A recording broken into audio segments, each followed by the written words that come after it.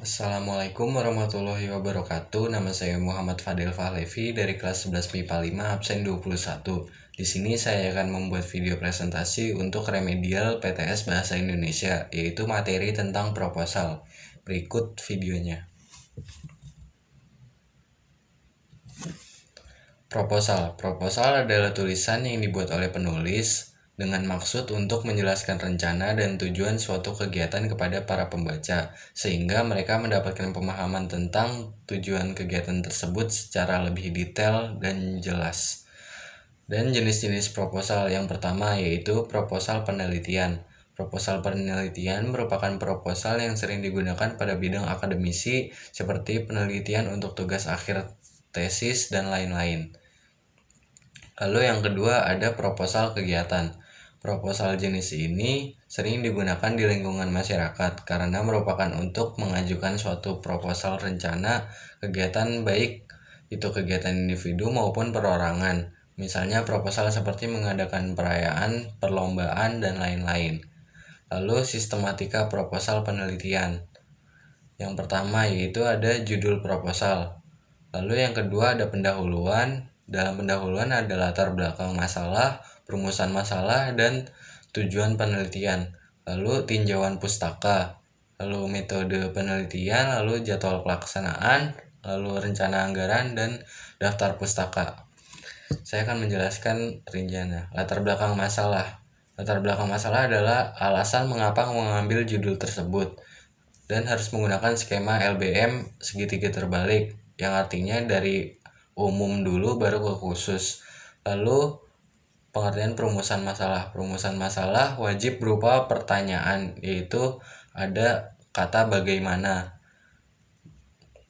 Contohnya, yang pertama, bagaimana cara film Laskar Pelangi diproduksi? Lalu bagaimana cara film Laskar Pelangi dapat mengaruhi dunia pendidikan? Lalu tujuan penelitian, yaitu berupa jawaban dari perumusan masalah dengan menggunakan kata depan untuk. Dan contoh pertanyaannya yaitu contoh penjelasannya yaitu yang pertama, untuk mengetahui cara film Laskar Pelangi diproduksi. Lalu untuk mengetahui cara film dapat memengaruhi dunia pendidikan.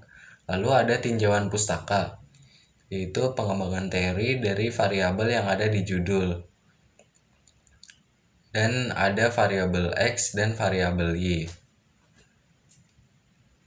Lalu ada metode penelitian. Metode penelitian adalah berupa teknik pengambilan data. Bisa pakai metode analisa, metode ilmiah dari buku, wawancara, angket, narasumber, dan lain-lain. Lalu ada jadwal pelaksanaan, yaitu berisi waktu dan tempat pelaksanaan pembuatan proposal. Lalu ada rencana anggaran, yaitu berisi rencana anggaran dalam pembuatan proposal penelitian. Lalu ada daftar pustaka, yaitu daftar riwayat pengutipan dari buku atau web. Bisa disingkat dengan Nataju Tempe, yaitu singkatannya adalah nama. Nama pada daftar pustaka harus dibalik. Misal Muhammad Fadil jadi Fadil Muhammad. Lalu jika ada tiga kata namanya, misal Susilo Bambang Yudhoyono, dibalik jadi Yudhoyono Susilo Bambang. Lalu singkatan dari adalah tahun, yaitu tahun pembuatan buku atau literasi yang dikutip. Lalu yaitu judul, yaitu penulisan judul harus dimiringkan, kata depan harus besar kecuali konjungsi. Lalu ada yaitu tempat, yaitu tempat buku atau literasi itu dikeluarkan. Lalu ada penerbit, yaitu penerbit buku dikeluarkan. Jika pakai web, maka nama alamat web yang dicantumkan. Lalu ada unsur kebahasaan dari proposal, yaitu ada 2 unsur. Yang pertama adalah itu menggunakan banyak istilah ilmiah, itu seperti kata teknis atau istilah bidang. Misalnya temanya tentang lomba lari, Maka kata teknisnya bisa lomba, lari, kecepatan, jarak, rute, dan sebagainya. Lalu menggunakan kata kerja tindakan, itu seperti kata yang membutuhkan tindakan seperti memotong, mengambil, lalu dan lain-lain.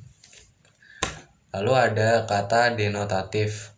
Kata denotatif adalah kata yang sesuai kamus atau kata sebenarnya. Misal lari. Lari menurut KBBI adalah melangkahkan kedua kaki dengan cepat. Lalu ada kata konotatif. Kata konotatif adalah kata yang tidak sesuai dengan maknanya. Misal atau bisa disebut dengan makna kias. Misal buah tangan, yaitu memiliki arti oleh-oleh, bukan buah yang dipegang oleh tangan. Sekian dari saya. Wassalamualaikum warahmatullahi wabarakatuh.